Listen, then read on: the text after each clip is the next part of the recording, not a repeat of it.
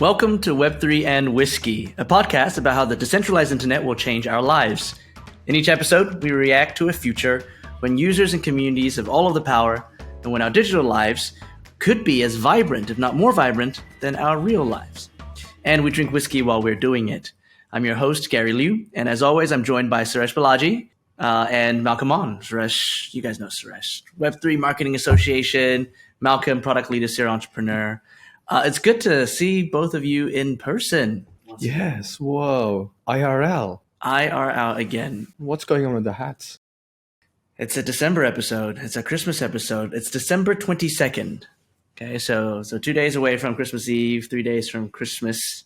And we have to clarify that because I don't know when D-Dub's going to put this episode out. Yeah. And this episode is a little bit about, it's a recap, but it's mostly about predicting what excites us about 2023.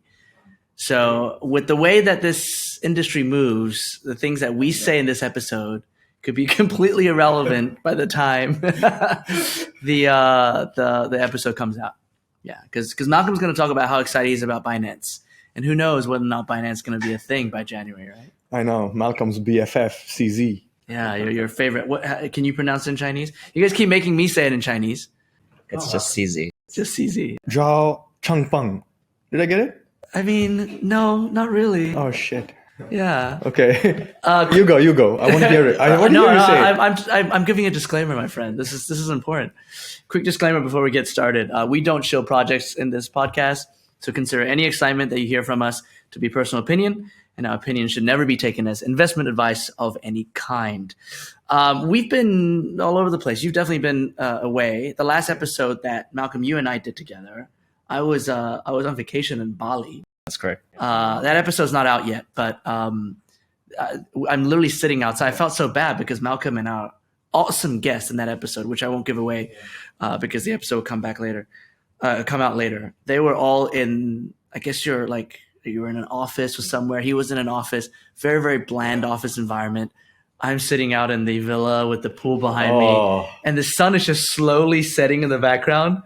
So we start the podcast and it's totally bright out. And by the end, it's dark and you can hear the geckos and the fire. You can see the fireflies in the background and whatnot. Whoa. Anyway, I had a great vacation. Thank you. I'm just boasting about it at this point. Yeah, I had a very good work trip. You're back. I'm back. It's good to be back. Hong Kong. Wow, what a view today. Great to see. I don't know if our viewers can see this. I can see Lion Rock. I can see a lot of Kowloon, some of the harbor. It is a glorious day in Hong Kong. This time of the year, I just love staying put in Hong Kong. No better place than Xianggang, Hong Kong. Yeah. It's good to be in person for another recording too. Okay. Let's start with our whiskeys. And today, since we're in person, we have one bottle of whiskey, and we're lucky enough that Malcolm brought something special. All right, amigo. I have a Bowmore. Unboxed, undoxed. Yes, look at this amazing box. Number one, Walt. And let's see here. So Bowmore, this is a 25. This is a single malt Scotch whiskey from Islay. One of the oldest distilleries, I think, in Scotland, and probably the oldest in Islay as well. 1779 was when it was first started. And I think this region is mostly known for its peaty smokiness. I think if you're familiar with Lefroy, anything similar to that. I don't know why I cannot. Yeah, you have not practiced this unboxing. Yeah, the most famous islands that everyone knows are Lagavulin and Lefroy. Heavily peated, iodine taste. Yeah. They literally use the peat that they dig peat bricks out of the bogs around Isla. Wow. And they use those as fuel to do two things. One, to create the actual casks. So you need fire to be able to effectively seal the cask. So they fire the inside of the cask to get the wood to expand, and that's how the coopers actually make the casks. And the second way, and actually the primary way that the smoke gets into the whiskey, is that they use that peat as the heating source to malt the barley. So right, when you spread out the barley with the water, and then you have to heat it for it to malt and get ready to be distilled. That's the heating source is the peat. That's why there is this iodine smokiness to Isla whiskeys. Yeah.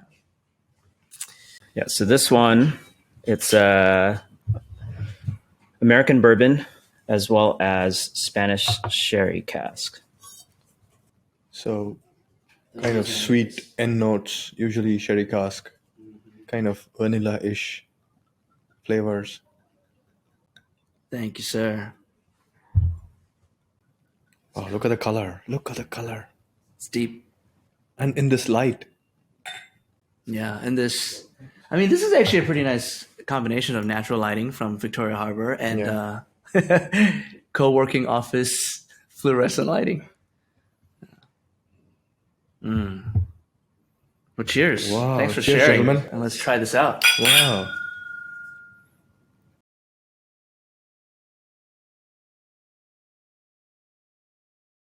Oh yeah, that's great. I know what you mean. Very smooth. Yeah. You get that hint of peaty smokiness in the beginning. Very creamy.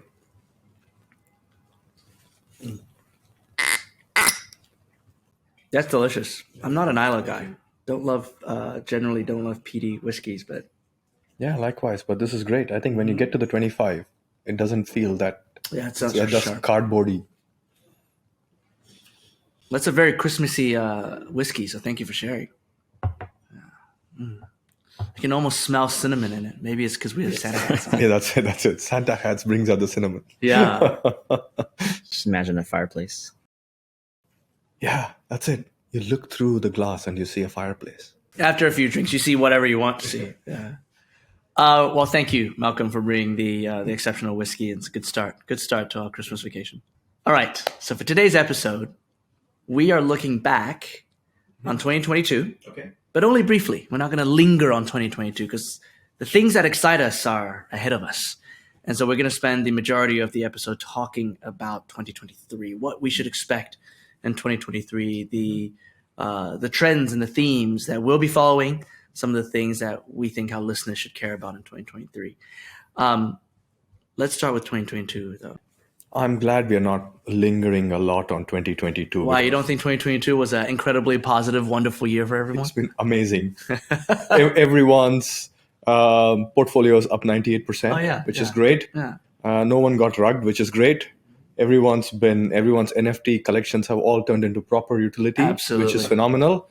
And all of our assets are safe. Amazingly safe. Incredibly safe. And regulations helping pave the way for innovation. What else do you Incredible. need? This is it. This 2022 has been a All phenomenal the year. heroes that we've grown up with, they've stayed heroes. Amazing. Right? They've just become better human beings. Amazing. Not. I guess.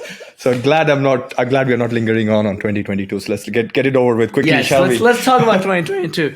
Highlights or lowlights. Okay. Just some light Light. of 2022. I'm going to start with Malcolm. What is the one story that you think mattered above all else in 2022? So I'm going to start with the highlights, right? So the big one for me was definitely the merge. Now, the merge, we did an episode on this earlier. It's the Ethereum mainnet basically merging from proof of work into a proof of stake chain. This actually has been in the making for years now, right? So they call it the merge because it's the original Ethereum mainnet merging into a separate chain that was called the Beacon chain, which actually started in December 2020. So this is years in the making, and now it's one single chain, proof of stake, and it's a lot faster. It's reduced energy consumption by 99.95%. Insane. This is like the equivalent of the country of Austria energy consumption down to the Vatican's energy consumption. So this is great news for the technology. This is great news for the crypto industry. It's going to pave the way for more and more applications to be built on top of Ethereum. And that was the big highlight for me for this past year. I'm thinking that in the Vatican, though, people are walking around with candles still. That's his point. Right, exactly. Yeah. Proof of God. That's it. It's the Proof of God network. Suresh, what about you? What's a highlight or a low light for you? Well, mine is the year that has been an insult to injury over and over again. It all started in May with your best friend Do Kwon doing what he did, then To our listeners, don't get confused. That was a joke. I do not know Do Kwon. Don't come at me because you lost money in the Luna crash. that's it. Thank you, Suresh. You're welcome. Followed by 3AC. I think my favorite moment was when someone sent a picture of a person wearing a 3AC risk management team T-shirt, which didn't exist clearly. I thought you were going to buy that thing. I've been looking for it, Gary. If you can find me one, actually, we should get some printed for the show. 3AC risk management, and then as the markets were on a downward spiral, then in comes the messiah of crypto, Sam Bankman-Fried, and everyone knows what happened there. So I think it's been sort of, I mean, everything that the community were hoping for and how the year would end. Every time they thought, wow, we've been through this, let's speculators are gone, let's start building. And then someone came and slapped the community again. So it happened 3 times over. But my highlight, nevertheless, was Elon Musk and the Twitter saga. It's going to have a lasting impact on Web3. And I think we should talk about it at some point. Briefly, Yeah. why? Why do you think the Twitter saga, which, I mean, I've really loved watching. Yeah. And actually participating in, to be honest. Yeah. But why do you think it's going to have a lasting impact on Web3? So over the last 2 years, Twitter has kind of become the home for Web3.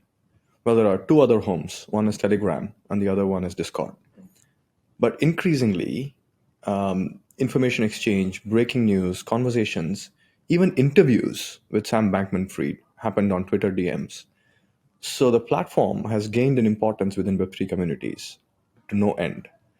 So much so that, yesterday I did an AMA on Twitter Live. So it's fascinating the angle and the route that the platform has automatically taken. But now Elon getting control of it, one of 2 things will happen. Either he is going to push for Twitter to solidify its position as the platform for the internet, and Web3 is everything in the internet, as all of us know it. And the social platform of the future, or new ones are going to come about who are going to be the Twitter killers. I signed up for one yesterday, and I don't know. Mastodon? Yeah, that's right. And there are lots of We just them. got banned from Twitter because we brought up Mastodon. Oh gosh, yeah, that's This it. podcast done. Delete. Yeah. Drone strike. So I think one of 2 things will happen, but I think it's a watershed moment for all of tech. community conversations. Yeah, for all of tech. And all of tech. Now, my highlight it's a highlight. It's the big brands getting involved, properly getting involved in Web3, the biggest of which, of course, was Starbucks.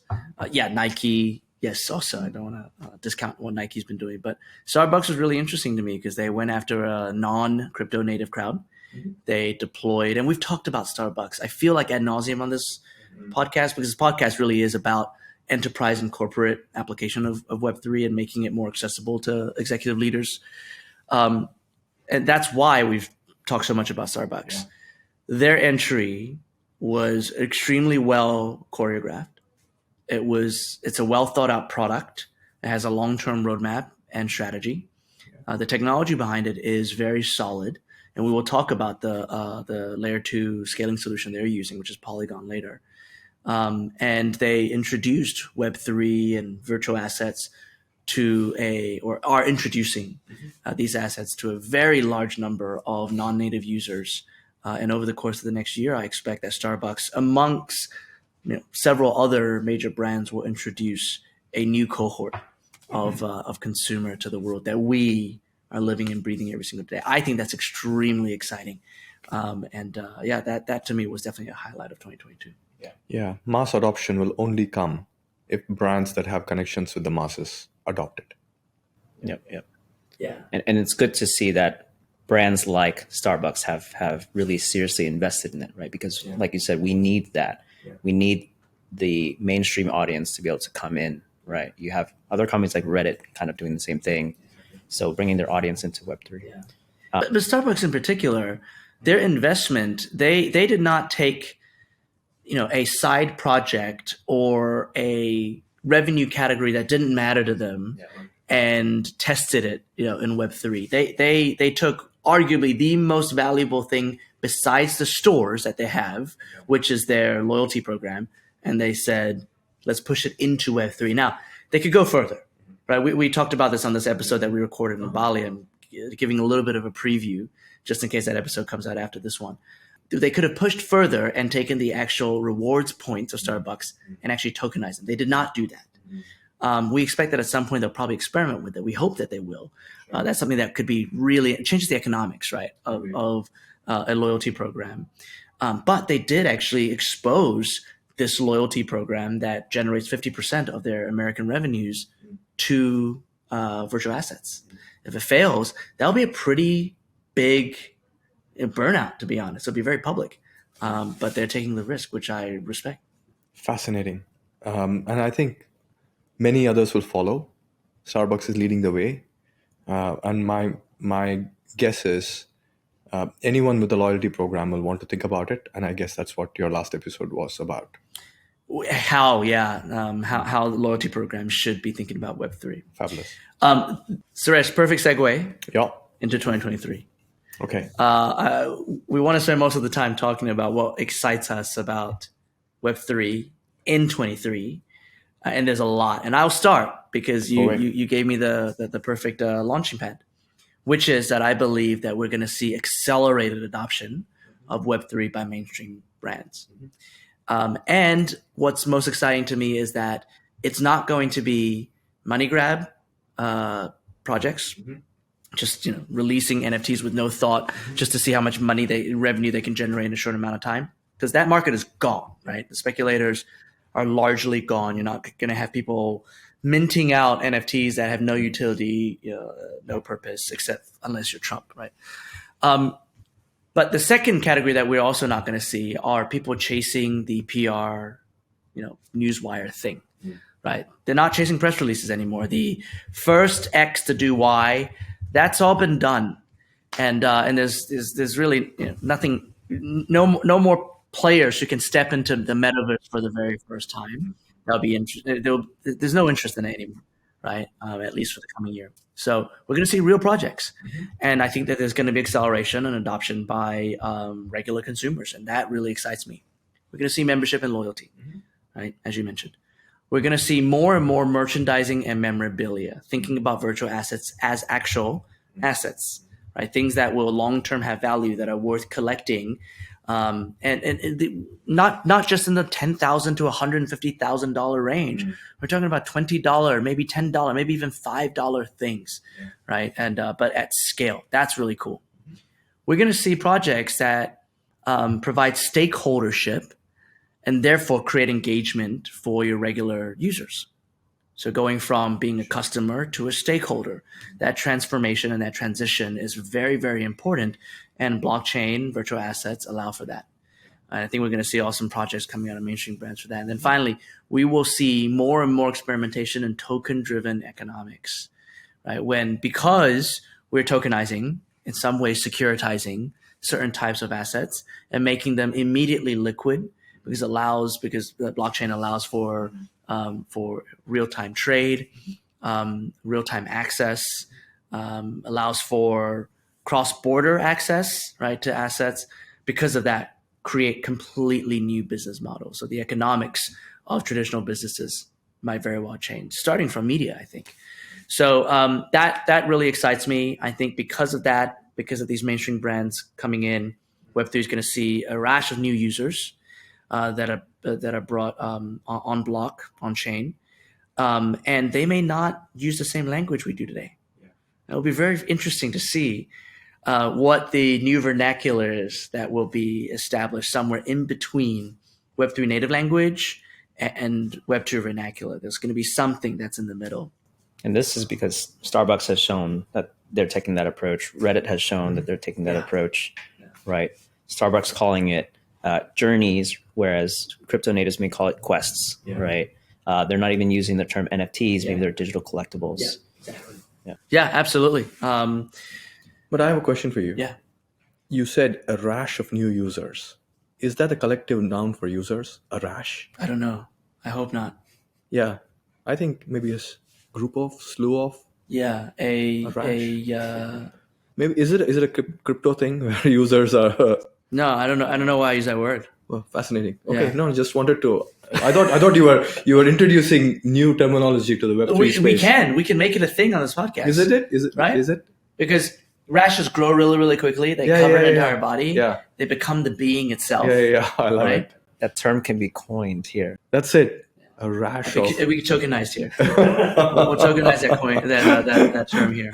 Oh, Yeah, fantastic. so- Okay, thank you. Yeah, lots of rashes all around the world. It is going to be centralized first. Yeah. And this is part of my interest in following mainstream brands coming on board, because for the experience to be simple, it has to be centralized first. We know that centralization is a problem, right? It's in fact what we're trying to build away from, right? Move away from. We know that centralization Yes with and a no. decentralized philosophy has led to the downfall of the FTXs of the world. I know what you mean by the yes and no. Yeah, okay. I'm sure you'll address that in a second. But we do recognize, I mean, the Starbucks experience is very centralized, right? This is custodial wallets and assets sitting in the Starbucks ecosystem. We still don't know, actually, if you can take it out of the Starbucks ecosystem and do stuff with it. But it'll be centralized first. And then maybe towards the end of the year, we'll start seeing a shift to decentralization. I don't know. Maybe. We'll see. We hope. So do you think this means that there's actually going to be a trend closer to permissioned blockchains first? I don't. No, that's not what I'm saying. That's not what I'm saying. But I'm saying that the true decentralization, when we own our own identities, when we own our own data, where our assets are not controlled by centralized servers and authority, we're not there yet. And 2023 is not going to be the year where we're going to scale in that type of decentralization. But having people own virtual assets, digital assets that are blockchain based, even in centralized form, is a very important first step. And I think that's what we're going to see scaling in 2023. Now, on the protocol side, I actually think that because of this shift of mainstream brands properly experimenting in blockchain in 2023 is definitively, this is big, going to be the year of Polygon. Okay. Some people would argue, and I know that Decrypt, as an example, has already argued that 2022 was already a Polygon year, but I think far more so in 2023, we're going to hear so much about Polygon. Matic is going to be the coin of the year, and not investment advice, because they have done all of the foundation building necessary in 2022 for them to really explode onto the scene in 2023. And I think that at this point, every enterprise that wants to get in on blockchain is going to think Polygon and Polygon Studios first, because Starbucks is using them, because Reddit's using them, even Meta is using them, right? What they're doing with Instagram, they're saying that Instagram NFTs, when minted, are going to be minted on Polygon, right? And then the Trump cards were on Polygon as well. Whoa, we haven't spoken about Trump cards. not yet, Holy right? smokes. Yeah, Trump cards are on Polygon. So I think all of the big projects that are coming online or on chain over the course of the next year, Polygon will be by default the enterprise chain, but it's public. It's not permissioned. Yeah, because they've done an amazing job for partnerships, right? One of the few chain companies out there that have effectively partnered with all these Web2 entities. And I think you're right. They're sort of the de facto platform of choice, when it comes to that. Yeah. Their leader, the CEO of Polygon Studios, is a guy named Ryan Wyatt. And previously he was at YouTube for many years. He was running gaming at YouTube and made into a $1 billion business. He was a pro gamer previously to that. And this guy knows how to build partnerships. He knows how to build an enterprise brand that attracts creators, but also attracts the dollars to fund those creations and fund the ecosystem. And they've already done a really good job in this year. Now, it's not just about branding and storytelling for them either. It is legitimately the technology, right? Because it is this Polygon is a scaling solution for Ethereum, fully EVM, right? Ethereum virtual machine, which means that all smart contracts coded in Solidity that work on Ethereum can work on Polygon. And the bridge is already built, so all Ethereum assets, pretty much all Ethereum assets, can get bridged to Polygon, and effectively it's gasless Ethereum, or very, very minimal gas Ethereum. I'm massively simplifying it, near zero, but that's the value of it. And another foundation thing that Polygon did in 2022 that I think is going to make 2023 their year is they launched zero knowledge proof scaling. Right. So I think we've talked about it before. Most technologists that are building infrastructure in this space know that the scaling solution, one of the primary scaling solutions for blockchain in the future, has to be ZK proof, and it's now native to Polygon and to chains that are built around the Polygon technology, and I think that's a huge move for them.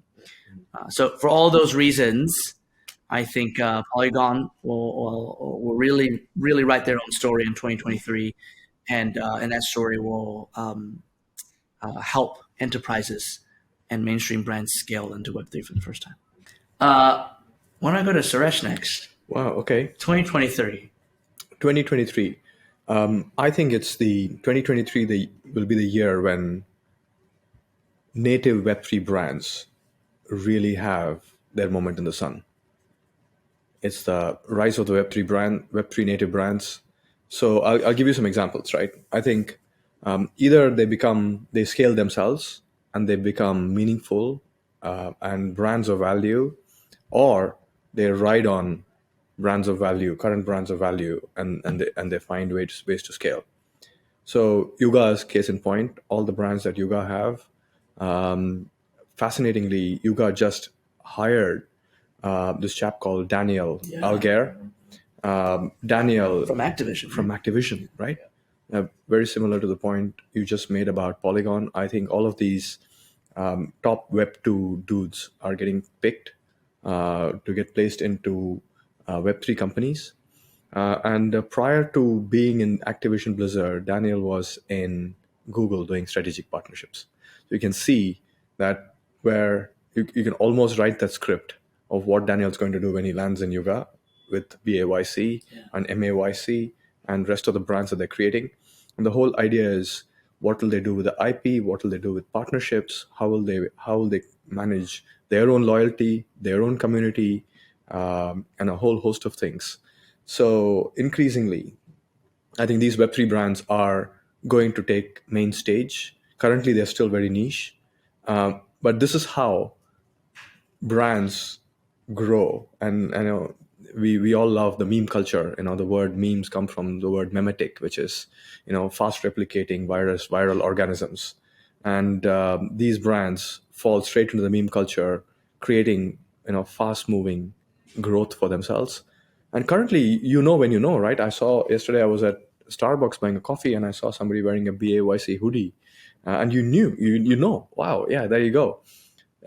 So I can see people who are in the know, and then eventually it'll become a thing. It'll become part of the zeitgeist. When it becomes part of the zeitgeist, it'll find a way to become memetic and create scale. So that is what will happen with the Web3 native brands. I think are there going to be new ones that we've not heard of? That's right. There are probably two nuances right here. Maybe three of them. One like BAYC trying to scale themselves. The second one will be the ride of Web3 brands are being bought out. For example, RTFKT, Artifact otherwise, being bought out by Nike. We spoke about it in one of our previous episodes, $180 million of sales. And all of that is non-Nike, right? It's $118 million of profit. $180 million of income. That's right. Yeah. No, $180 million revenues. I think we will have to fact check this. Not profit. $180 million of revenues. When we saw it last. That's correct. Of royalties and secondaries. Yeah. Also, royalties, but about $1.3 billion of transaction volume at this point in the first year that they've owned it. Fair enough, right? I think, and that's transaction volume that they don't get much out of anyway. 10% actually. The royalties for artifact stuff is around 10%. So there you go. Yeah. So Nike has found a way of taking a native Web3 brand and collapsing it with their own to give themselves brand equity, as well as to help RTFKT scale in some ways. So it's going to be symbiotic. That's the second piece. The third one, which is fascinating and interesting, is the route that Moonbirds have taken by going CC0. What will that mean? I think in many ways, and Malcolm, I would love your point of view again on this. When it becomes CC0, anyone, I can set up a Moonbirds cafeteria, and as Moonbirds scales, it's good for Moonbirds because many people will use it. It'll simplicity creates scalability. Memetic nature of things are all about simplicity. So if you've taken away the whole piece around legal issues, IP issues, copyright, all of that stuff, it could scale faster. So at least you can see the 3 or 4 routes into this, and I think it is going to be the year of the Web3 native brand.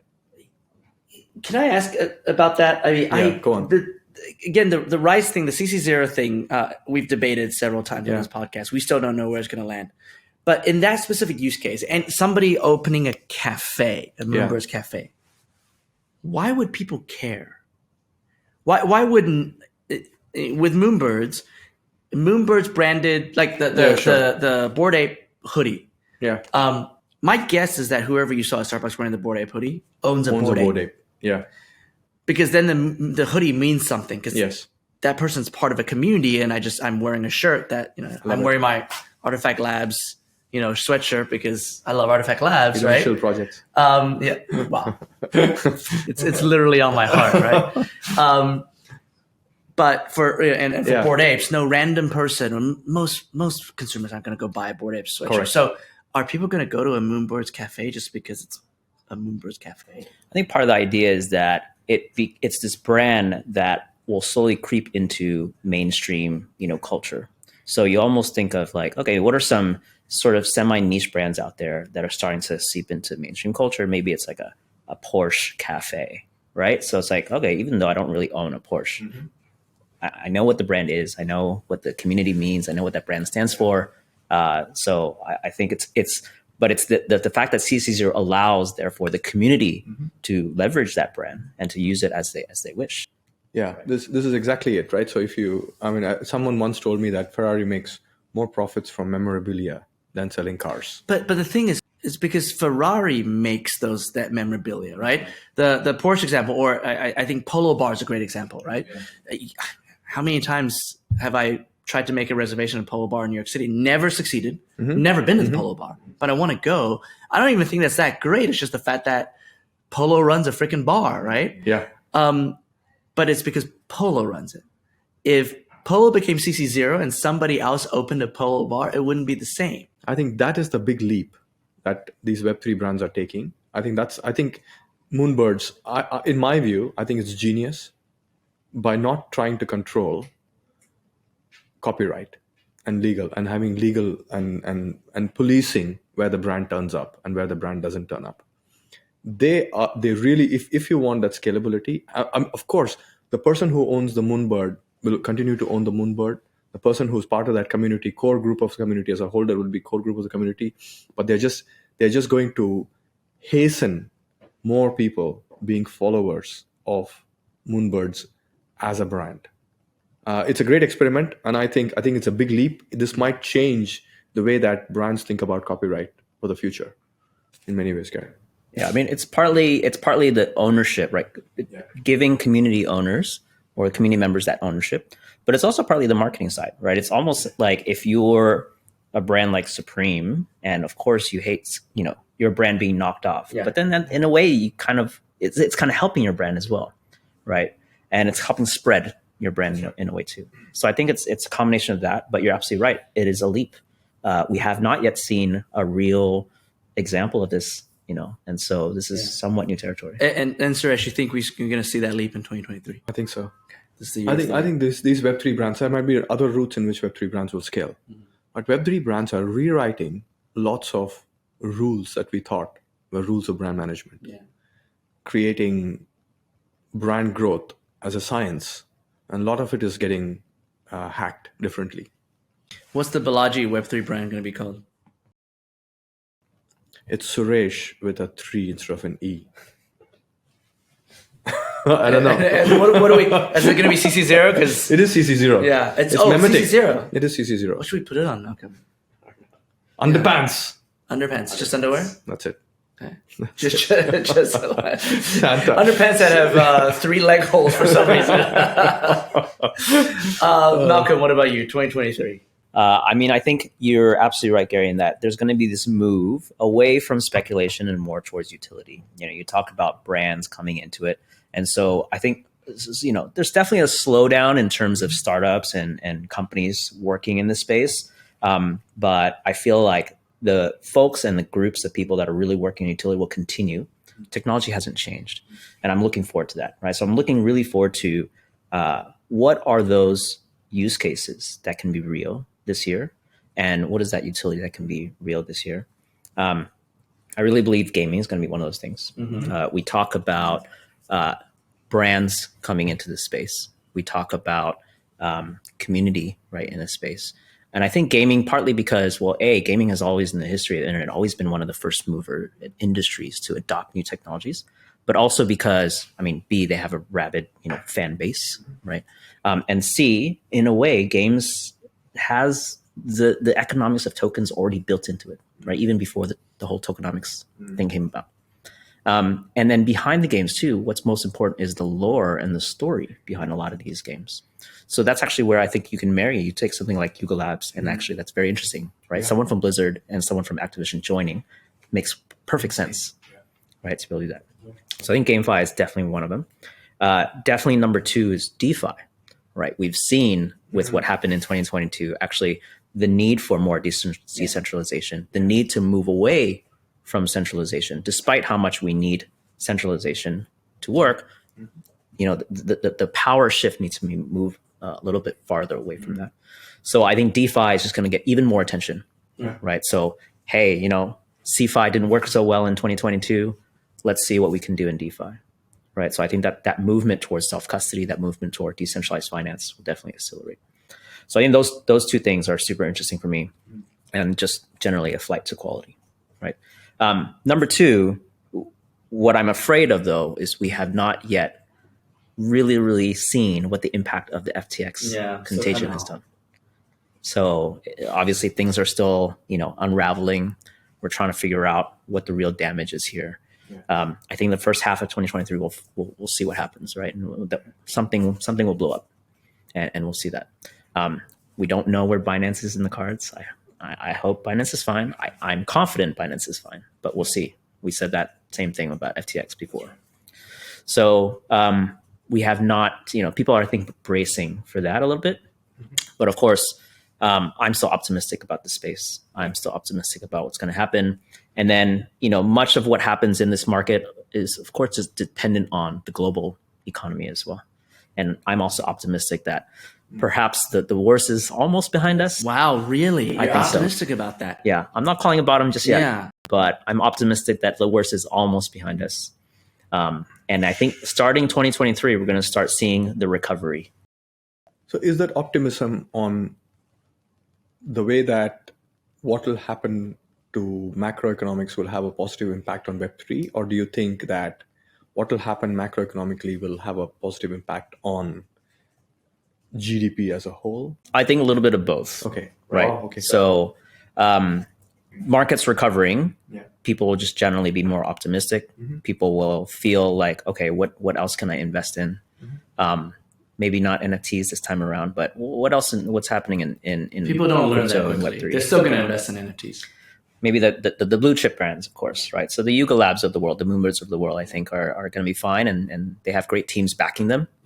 I think partly it's that, right? So I feel a little bit more secure in maybe my personal finances. I am now starting to look at investments again and starting to spend.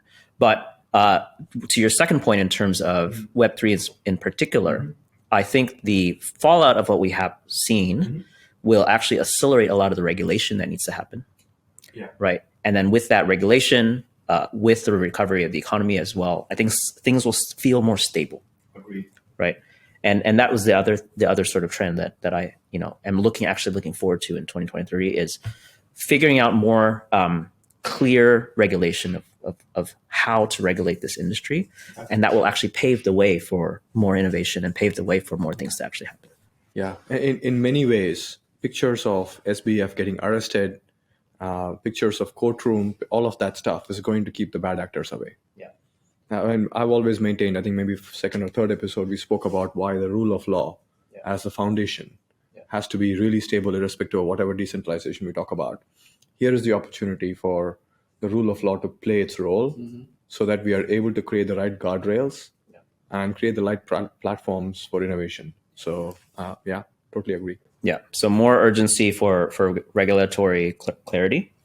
Now, one thing we didn't yet mention that happened in the last year was Tornado Cash. Yeah. Right. So one of the sanctions against Tornado Cash being banned, someone actually getting arrested, that was a big deal. And so with that, though, it's again paving the way for more regulation to figure that out.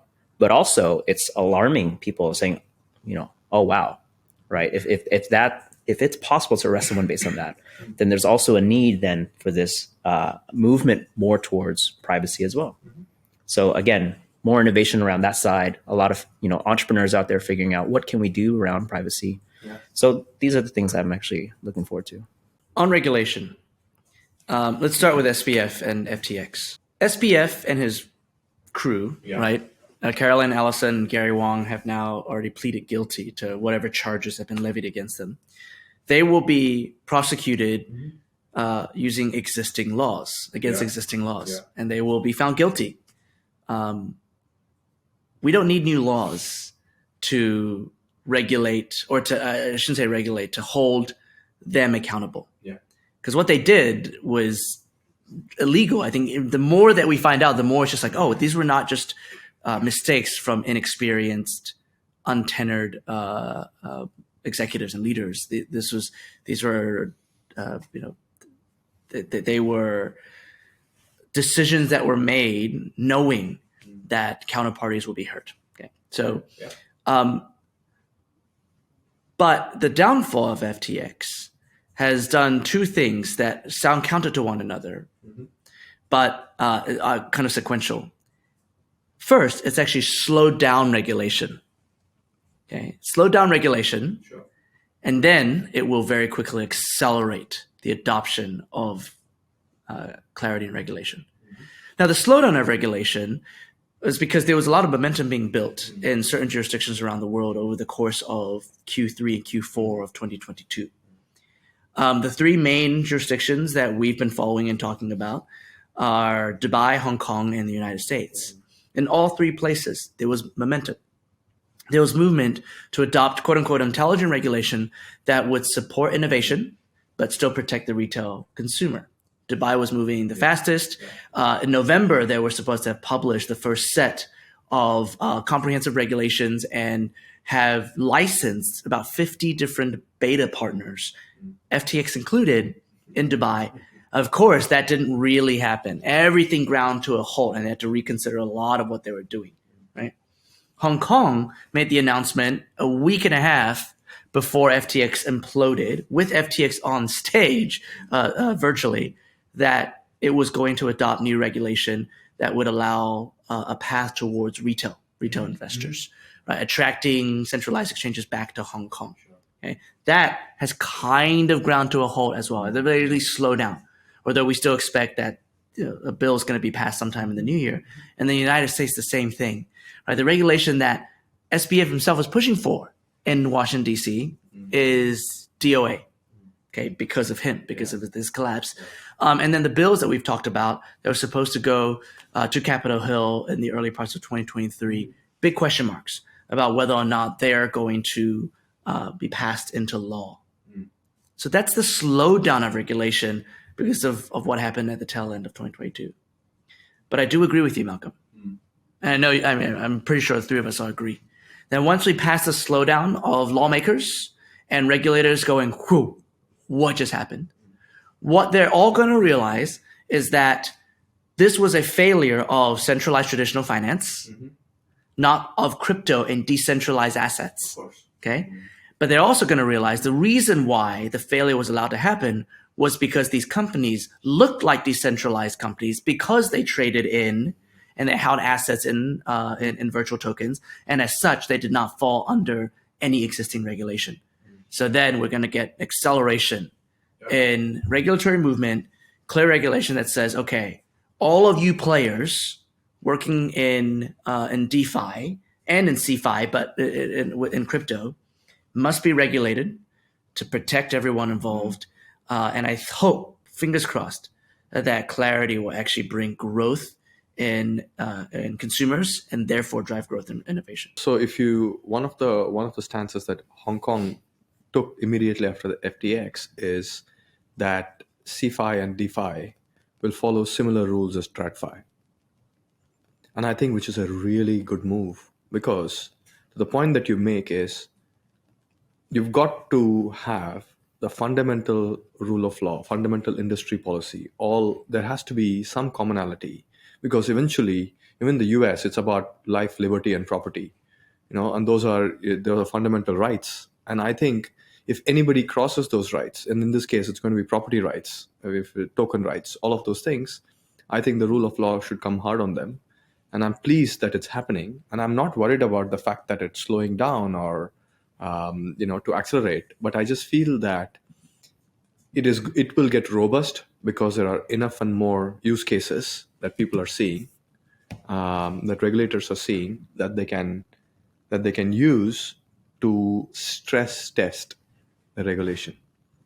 Eventually, it's a set of if-then scenarios, and now we have newer if-then scenarios that have popped up that no one expected them to be. So those if-then scenarios can get tested against, what if we set these guardrails in place? I think it's going to be really robust, Gary. I'm quite pleased with where it's going. Yeah, and I'm going to sound like a broken record now, but my biggest fear is that because of all of this, tokenization is going to be seen as equal to securitization, and regulation is going to be written to treat tokenization as securitization, and it's not. It's just not. Yeah. Right. And the unintelligent regulation that has existed, and in my opinion, a lot of the unintelligent things that regulators around the world, especially from the United States, have said, suggest that they are looking at tokenization as if it were securitization. Applying TradFi rules to CeFi and DeFi, I have no problem with, especially if it protects the retail investor, right?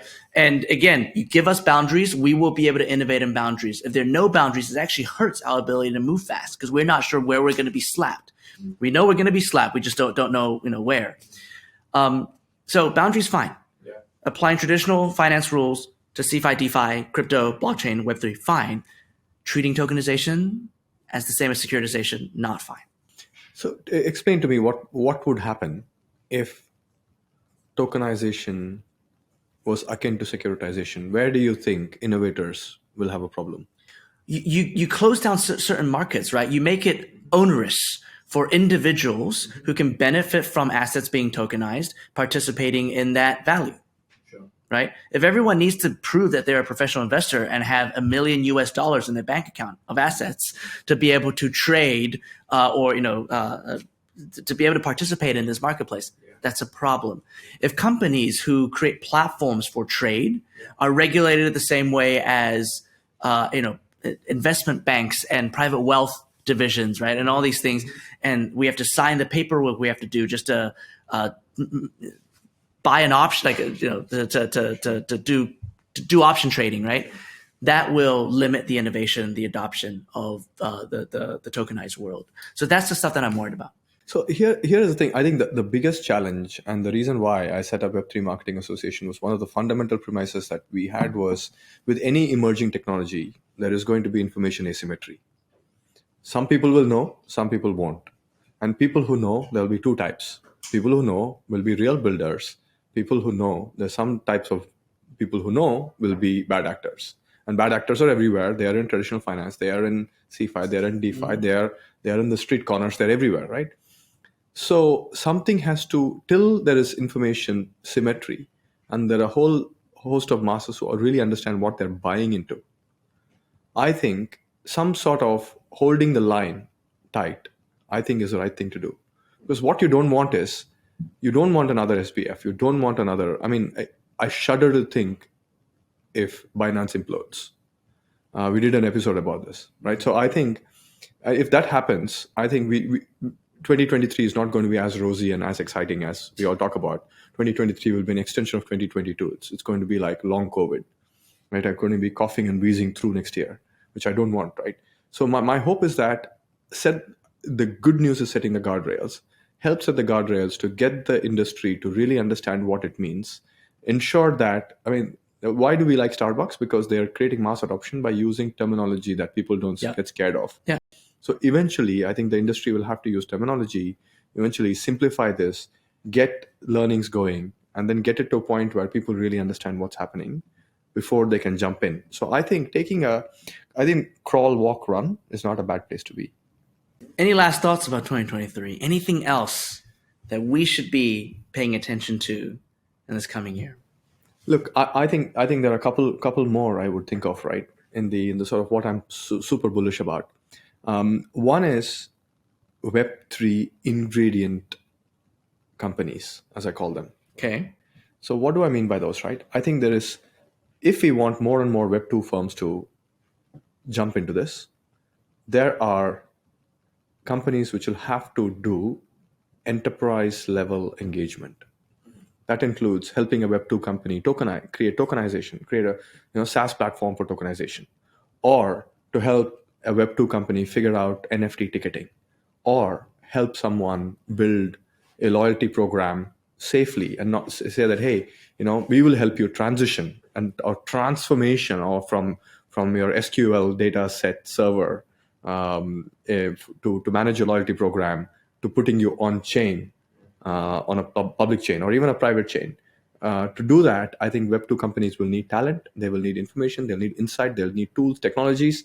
So these ingredient companies will help. The other ingredient companies are the likes of Unity. Anyone who is playing in the world of AR, VR, XR, and they're quietly building tools, SDKs, for many brands and businesses to use. I think these companies will rise as the Web3 brands rise. That's the second one, I think. And my last one, this is not very far from your prediction, Malcolm, which is I truly believe capital will find a way back to Web3. The two of you guys are really optimistic about 2023. Capital will find its way back. Yeah, capital will find its way back. And into crypto. Not into crypto, into Web3 projects, genuine Web3 programs and projects. Okay. So investment into Web3 startups. Investment into Web3 startups. And the reason why I say this is, I think you can see that there will be some sort of easing of monetary policies, of interest rates will flatten out / reduce from everything I read in the FT. I mean, I don't have any inside information. And hopefully that will mean that there are people thinking through where should they invest. There will be excess liquidity that will have to find some place to go. And I think since the SoftBank Miyoshi-san boom days of investing in whatever random stuff is all going to go away, and now we are going to come to a place where investors are going to be really careful. VCs are going to be really careful. LPs, GPs really understand what it means. It's given people time to really understand to differentiate what good projects from the shit ones. So I think capital will come, maybe second half. To your point, Q3, Q4. I think we will see an uptick of capital coming into investors coming back, investor confidence coming back. I think venture capital that is going into Web3 projects, there's definitely been a slowdown in deployment, but it doesn't mean the dry powder's not there. Right? So much money was raised in the last 24 months, specifically to be put into Web3. Yeah, it's all out there. Yeah, investors are slowing down in investing as they ought to be. They are reconsidering what successful projects actually look like. They're reconsidering how early they want to put money in. We all know this, actually. We're out raising for ourselves and our companies, and also being approached with investments of all kinds. People are no longer buying into just tokens for the sake of buying into tokens. Yeah. So full only like IDOs no longer work. You can't launch a Web3 startup just by offering tokens for cash anymore. You have to give up equity. Right? We're back to the equity game. Maybe there's a token side letter involved. And due diligence. It's very clear from the last few months that people need to do proper due diligence. Yeah. And as such, for entrepreneurs, right, like us, it does mean that we have to put a lot more work in. We can't raise on just a really nice deck and a cool idea and a BS white paper like we could a year ago. But I think that improves the industry, improves the discipline in the industry, improves the entrepreneurs that actually are going to succeed in the industry, and improves the overall state of innovation. So those are all good things. Okay, fine. I agree with you. And the capital is there. Hopefully, sometime in 2023, we'll start seeing it being deployed into the startup landscape again. But I think I'm less optimistic about the overall macroeconomic situation in 2023. And I think at the end of the day, one thing we've established over the many podcasts we've done together is that as much as the purists want to believe it, the crypto ecosystem is not disconnected from the traditional financial systems. And if macro is not doing well, if the interest rates are still high, if we're still going into recession, if there's still war, right? The bad things that, according to some purists, should make crypto more valuable. No, that's just not the case. We have not seen that. And I don't expect to see that in 2023. So until there's no more war, right? Until the energy crisis is under control around the world, until maybe U.S.-China politics normalizes a little bit more, and until money becomes a little bit cheaper than it is today, I think that we're still going to be in a crypto lull. And as such, I do think that Web3 is still going to struggle a little. So it really does depend on the good actors building the right things. A lot of them will be infrastructure, to your point. I think there's going to be a lot of projects about decentralized identification. There's going to be a lot of awesome data projects that have to come online. Onboarding, off-ramping, all of the basic pieces that make Web3 accessible to the masses need to be built. We've been building a lot of the other kind of sexier, flashier stuff that's frankly peripheral from scaling Web3 over the last few years. And now we need to get back to core. I know Malcolm had a final point to make before we wrap up. Yeah, so I think what's really interesting about what's happening in the macro economy, unfortunately, there's a lot of people being laid off, right? But because of this, all these people being laid off, I find that this is their opportunity to actually learn new things. This is their opportunity to learn about Web3. And I'm actually seeing this. A lot of engineers, a lot of product people coming out of these big companies are saying, hey, I want to go join a Web3 startup. I want to go learn, right? I want to work on my own projects. And so you have this kind of like influx of talent now, more so than before, into Web3, creating all these new things. And I absolutely agree with you, Suresh. It's like, it's the bricks that are being created right now, because the capital that's looking at this, it's no longer a frothy market, right? So the things that people are building, because they're being slightly more conservative, are the bricks, are the foundations of this. So that's why we will see things like decentralized identity. We'll see things like data. We'll definitely, the proliferation of more layer ones, more layer twos.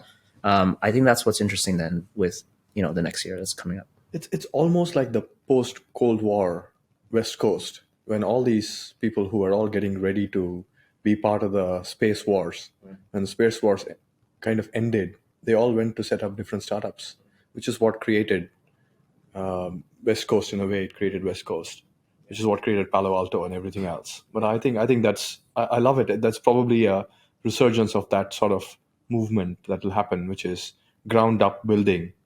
I love that. That leaves me with a lot of hope, Malcolm. Thank you for that. Seriously, I mean, like, wow, yeah, that could be cool, right? Loads of little startups mushrooming, building the right way. The next 5 or 6 unicorns being built as we speak. Good way to wrap up. It was a fun conversation. We didn't dwell on 2022, Suresh. We went right into the excitement and mostly optimism about 2023. Yeah. It's good to look forward. Thank you, gentlemen, for joining me IRL for this conversation.